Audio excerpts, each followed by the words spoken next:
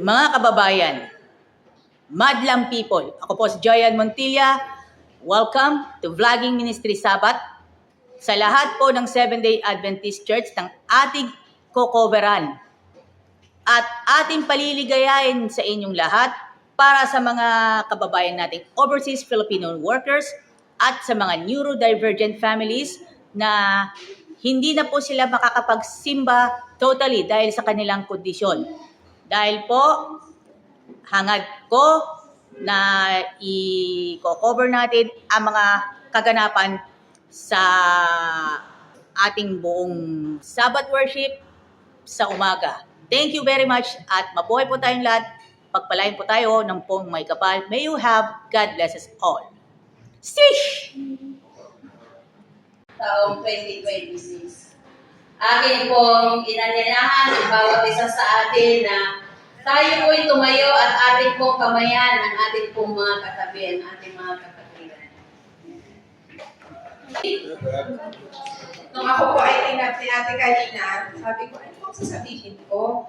Wala namang major na ganap last year na pwede kong i-share. Tapos mga kapatid, napaisip ako, yung everyday po na pagising natin na humihinga lang tayo is isa ng dahilan para tayo magpasalamat sa Panginoon. Di ba po? Ayan. So, pero gusto ko rin po magpasalamat sa Panginoon. Last year, ang aming pong family ay nadagdagan ng isang miyembro. Ayan. Bagaman po nagkaroon ng konting problema no, after 3 months yata nung ipinanganak siya ay marami pong plema yung kanyang dibdib. At hindi po alam kung paano siya tatanggalin. Kasi po nung pinagubunti siya ng nanay niya ay nagkasakit po, ubusipon at lagnat. So siguro na ano ng bata, nakuha. Hindi po nila alam kung anong gagawin. Tapos sabi ko ay, tiwala lang tayo sa Panginoon. Panginoon lang ang kasagutan ng lahat. At buti po, naalala ko, nung ako po ay nag-work sa Maynila, yung bata po doon na nagkasakit ay, ang pinainom po namin, kasi po sobra din yung plema niya is yung ampalaya, katas po ng ampalaya. So sabi ko, ipainom niyo yung katas ng ampalaya para sumuka yung bata kasi sobrang pait po doon. Iihawin lang siya. So, thankfully po mga kapatid ay naging okay po dahil lang po doon sabi ng nanay ay ayaw na ng anak ko ng ampalaya.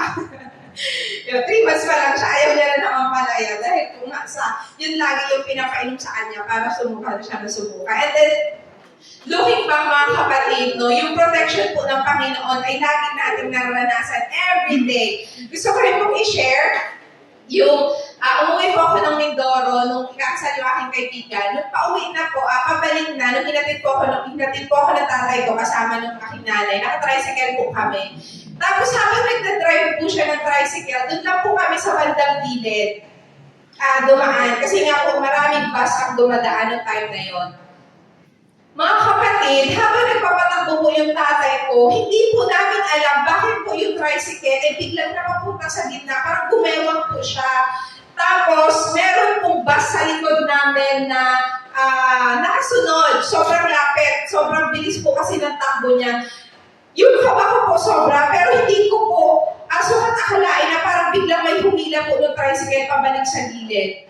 Although, pagaling-galing pa rin po yung takbo ng tatay ko, pero naramdaman ko po talaga na may biglang humila ng tricycle doon papunta sa tabi. At sakto po pagpunta ng tricycle sa tabi ay dumaan po yung bus. Mga kapatid, ano po, yung pag-iingat po ng Panginoon ay laging nariyan. Basta lagi lang po tayong lumapit sa Kanya.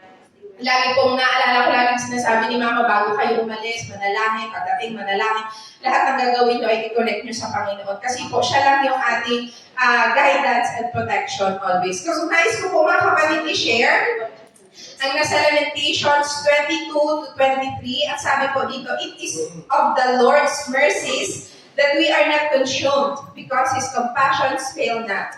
They are new every morning, great is thy faithfulness. Tunay po mga kapatid na ang kabutihan, pag-ibig ng Diyos sa atin ay araw-araw na riyan, nararanasan po natin. So tayo po patuloy ay magpasalamat at magpuri sa Panginoon. Yun lamang po at muli ay happy Sabbath.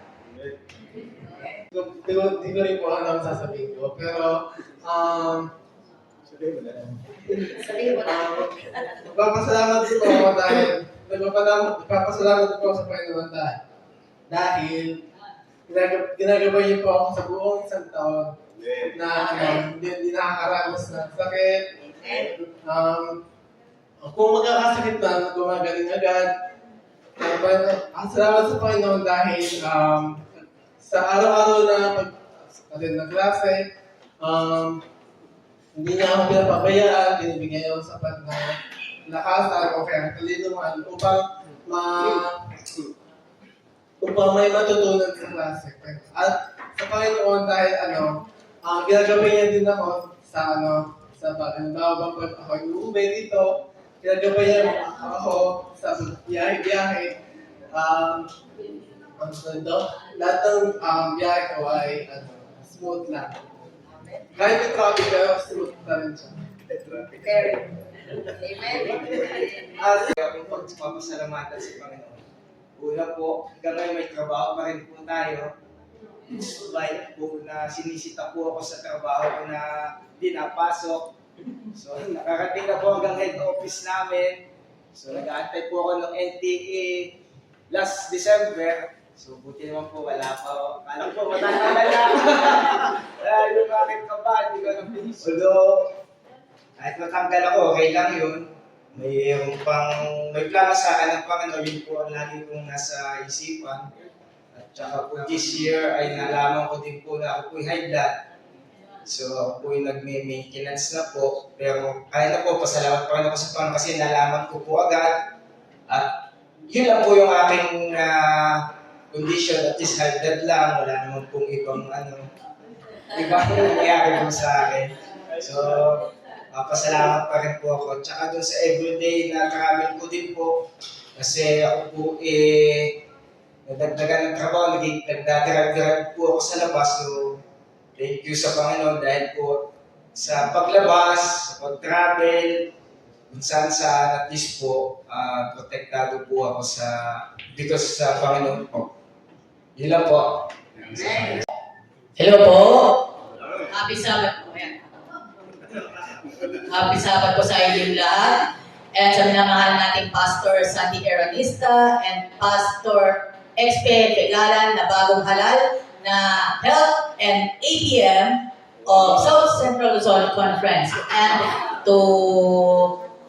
sa lahat po ng mananabad dito, gusto natin pasalamatan 28 Sabbats na nakapagsimba po ako dito sa San Rafael, ating church. And of course, 52 Sabbats, all in all, nakapag-attend na to. Ako, 50 sa mga ito ay nakapag-attend na. And dalawa lamang po ito na online.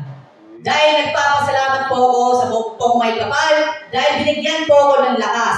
Araw-araw na po akong bumibiyaya from Calamba City, Laguna, all the way to San Pablo City. Salamat po sa Jackliner na sinasakyan kong bus na papunta sa mga church to being, ingat-ingat po sila sa biyaya. Sana po magkaroon sila ng tune in to AWR at Hope Channel sa mga bus ng Jackliner. And thank you very much po sa lahat po ng mga sumusuporta sa akin. And to dear Bang Winona Credo. Siya ang idol ko na talagang pagdating sa pagpapayo, okay lang po. In despite of being work from Mondays to Saturdays, hapon lang ito sa akin, sa Petrol Maniling Overpass, nagpo-vlog po ako, mga daily ganap, and patuloy po natin ang ating vlogging ministry para sa Panginoon, para sa ating mga kababayan, overseas Filipino workers, and neurodivergent families. And sa lahat po, minamahal ko po kayong lahat. And God bless to all of you. Maraming salamat po. God bless to all. Shout out! Okay. 3.6 mga. Shoutout po sa lahat po ng mga dito po sa South Central Luzon Conference and also as well Preacher's Kids. Also as well sa mga kaibigan na natin dito sa San Rafael SDA Church. Mabuhay po tayong lahat. Geng geng! Yahoo! What's up, Madlang people? Yung Yahoo! What's up, Madlang people? Yahoo! Yahoo!